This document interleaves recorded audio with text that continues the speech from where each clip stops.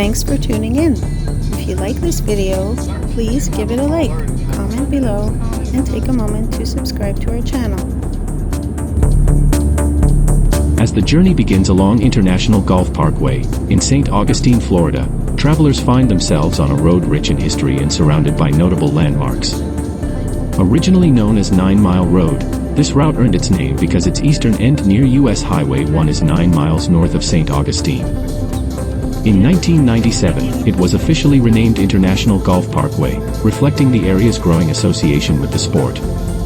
A prominent feature along this parkway is the World Golf Village, established in the 1990s. This master-planned community has flourished over the past decades and is now home to more than 6,000 residences. Adjacent to the World Golf Village is the World Commerce Center, a 996-acre development situated at the intersection of I-95 and International Golf Parkway.